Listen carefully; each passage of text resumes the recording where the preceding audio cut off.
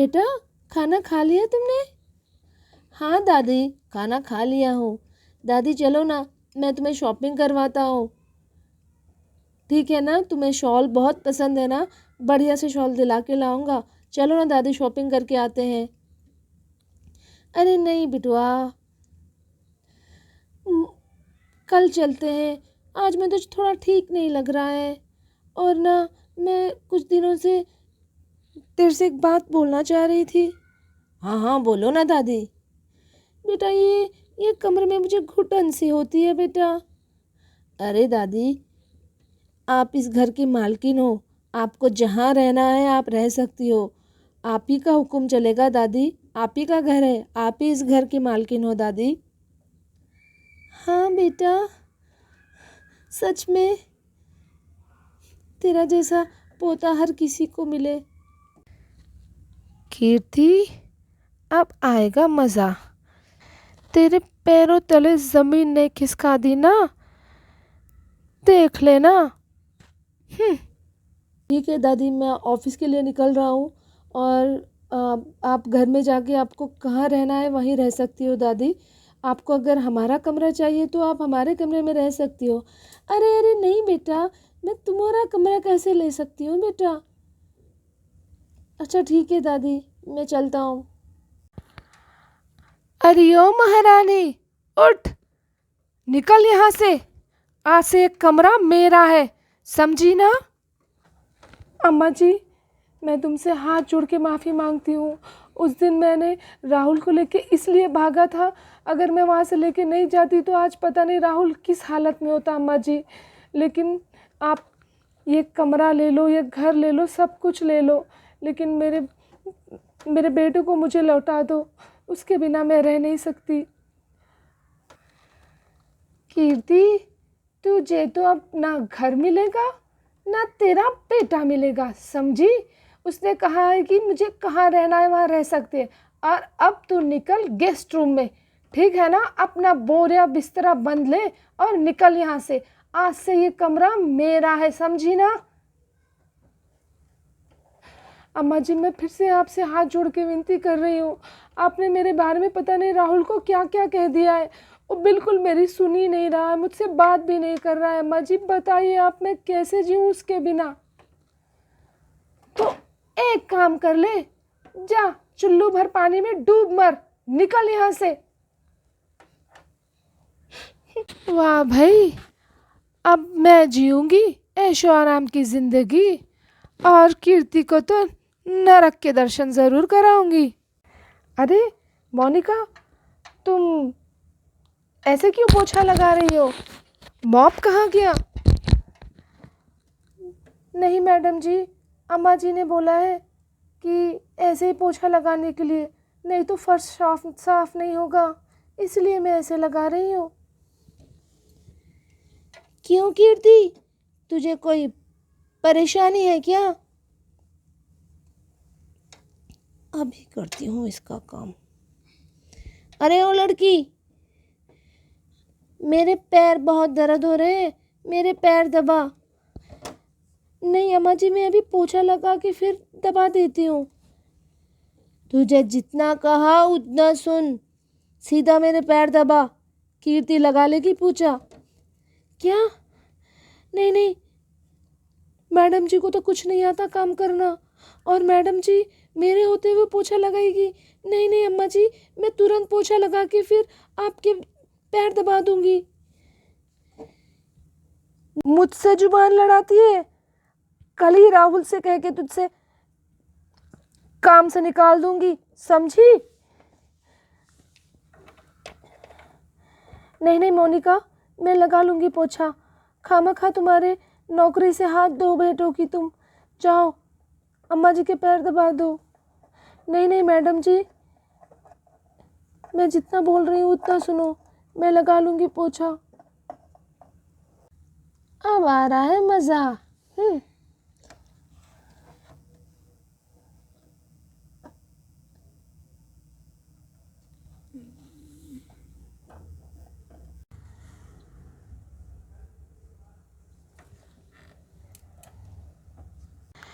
Mummy जी, आप क्यों लगा रही हैं पोछा? रोनिका उठो, तुम लगाओ पोछा, बाद में दबा लेना पैर अम्मा जी के। हे भगवान, मैं क्या करूं? मैडम जी बोल रही हैं कि पैर दबाओ, ये बोल रही हैं कि पोछा लगाओ। क्या करूं मैं, कुछ समझ में नहीं आ रहा है। मैं तो तुमसे कुछ कह रही हूँ, समझ में नहीं आ रहा है क्या? पहले उठो। दादी जी आप बाद में पैर दबवा लेना, पहले से पोछा लगाने दो। मम्मी पोछा लगा रही तो अच्छा नहीं लग रहा है मुझे। और तुमने पैर दबाना क्यों रोक दिया? पैर दबाओ लड़की।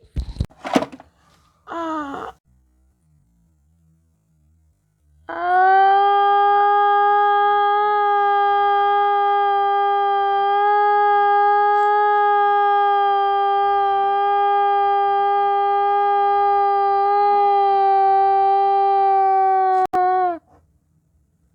अंजलि, यहाँ पे तुम क्या कर रही हो? पोछा लग रहा है। अगर तुम गिर जाती तो, अगर मैं टाइम पे नहीं आता तो तुम गिर जाती ना। मैं गीले फर्श की वजह से नहीं गिरी राहुल। दादी जी ने मोनिका को लात मारी और मोनिका मेरे ऊपर आके गिरी और तब जाके मैं गिरी। क्या दादी ने लात मारी? राहुल ये क्या हो रहा है? मम्मी जी पोछा लगा रही है और दादी जी ऐसा क्यों कर रही है? मम्मी जी से काम क्यों करवा रही है? देखो अंजलि, वो तुम्हारी सास की भी सास है, हमारी दादी है। जो वो बोलेगी इस घर में वही चलेगा, ठीक है? ये ऐसे कैसे चलेगा राहुल? तुम ऊपर जाओ अंजलि। नहीं, पहले मेरे सवाल का जवाब दो, ये क्या हो रहा है? बेटा अंजलि मैं तुम्हारे हाथ जोड़ रही हूँ अंजलि, प्लीज अंजलि तुम ऊपर चली जाओ। आपको एक बात बता दूं, अगर मैं अभी फाइल भूल गया था इसलिए मैं घर आया था, नहीं तो पता नहीं अंजलि के साथ क्या हो जाता। और आपको ये बात अच्छे से पता है ना कि अंजलि प्रेग्नेंट है। अगर मेरे बच्चे को कुछ हो जाता, अंजलि को कुछ हो जाता तो? वो बेटा मेरे से गलती से हो गया है बेटा, मैंने तो उस कलमुही को लात मारी थी। देखो दादी, आपको जिसके साथ जो करना है करना, लेकिन अंजलि की आँख में मैं आंसू बिल्कुल देख नहीं सकता क्योंकि मैं उससे बहुत ज़्यादा प्यार करता हूँ दादी। ठीक है, मैं जा रहा हूँ।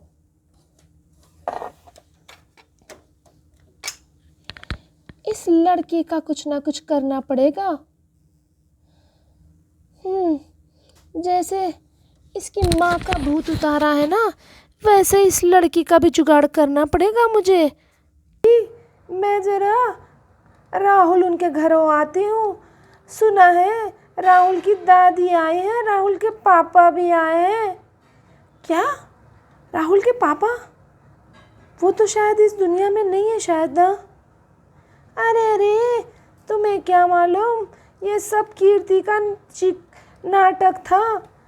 अभी मैं उनके घर जा रही हूँ, आके बताऊंगी सारी कहानी तुम्हें। नमस्ते अम्मा जी। नमस्ते, तू कौन है?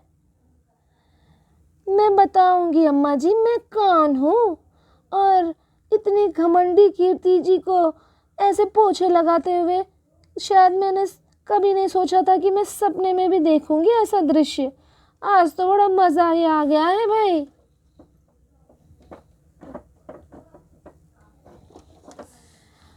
अम्मा जी तुम्हें बता दूं, जो राहुल है ना उसके दोस्त की बुआ हूँ मैं।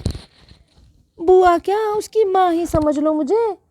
आपसे कुछ बात करना था। ए कीर्ति, ऊपर जा तू। क्या बताऊं तुम्हें अम्मा जी, मेरा भाई का लड़का छोटा सा था शिवाय, तभी मेरा भाई इस दुनिया से चला गया। तब से मेरे भाई के लड़के को और भाभी को इतने दिन तक संभालते हुए आई हूँ। और लड़का मेरे बिना पत्ता भी नहीं हिलाता था। जब से उसकी शादी हुई है ना, ये जो आपकी बहू की वो है ना राहुल की वाइफ जो है ना अंजलि, उसकी ही सहेली है पक्की वाली एकदम। इतना अपना घर अपने कंट्रोल में कर रखी है कि क्या बताऊँ। मेरी भाभी भी मेरी नहीं सुन रही है और वो लड़का भी। बताओ अम्मा जी, बचपन से मैंने उसे पाल पोस के बड़ा किया है, आज वो मुझे ही जवाब सवाल करते रहता है। मैं बहुत दुखी हूँ अम्मा जी। अरे अरे, मेरे पास ये बहाने नहीं चलेंगे, साफ साफ बता दे तुझे क्या चाहिए। अम्मा जी, मुझे तो ये जानना था, आपने राहुल को उसकी माँ के खिलाफ कैसा किया है? बस इतनी सी मदद कर दो, मैं हमेशा तुम्हारे पैरों तले एहसान में दबी रहूँगी। जब आधी रात में भी तुम मुझे फ़ोन करके बुलाओगी ना, तुम्हारे सामने हाजिर हो जाऊँगी। ये मेरा वादा है अम्मा जी। ठीक है ठीक है, तो तुम मेरे लिए क्या कर सकती हैं? जो आप कहो अम्मा जी। ये तो काम की लग रही है। अंजलि का घमंड है ना, मैं अभी निकाल सकती हूँ। एक काम करना पड़ेगा, जो बहू है ना तेरी, उसकी तस्वीर लेके मैं हमारे गांव जाना पड़ेगा। वहाँ पे जाके मुझसे बात करवा। एक तांत्रिक बाबा जी हैं, वो करते हैं सब कमाल। कुछ देंगे तुझे, 2 दिन लगेंगे उस पूजा को। वो पूजा करके देंगे कुछ धागा, फिर बस अपने अपने बेटे के गले में डाल देना। जो बोल रही है, तेरा भाई का लड़का, तेरा लड़का क्या, उसके गले में डाल देना, फिर देखना कमाल। अम्मा जी, बहुत बहुत धन्यवाद अम्मा जी। धन्यवाद से काम नहीं चलेगा तेरा। मेरे पास फ़ोटो वाला मोबाइल नहीं है, फ़ोटो खींचने वाला, समझ गई ना? क्या बोल रही है अम्मा जी? अरे वही जो मोबाइल, मेरे पास छोटा सा मोबाइल है, बड़ा वाला मोबाइल नहीं है। अभी कह के राहुल से शॉपिंग के लिए बोल रहा था जाने के लिए, कल ही जाके ले लूँगी। और पता नहीं इसे चलाते कैसे हैं, वो भी नहीं आता है मुझे। ठीक है अम्मा जी, जो बोलोगी वो कर दूँगी अम्मा जी मैं। जो ये अंजलि है ना, उसकी तस्वीर है तेरे पास? अरे, मेरी बहू के फ़ोन में काफ़ी सारी होती हैं, और मेरे फ़ोन में भी होगी शायद, क्योंकि इनकी शादी की तस्वीरें हैं काफ़ी सारी। तो एक काम करना पड़ेगा तुझे, उसका जो भी खर्च होगा काफ़ी ज़्यादा आएगा। अरे अम्मा जी, आप तो इस घर की मालकिन हो, आप क्या नहीं कर सकती हो? मेरा भी खर्च आप उठा लेना अम्मा जी, मरते दम तक तुम्हारा एहसान नहीं भूलूंगी। तो ठीक है, मैं किसी भी बहाने से राहुल से पैसे मांग लूँगी।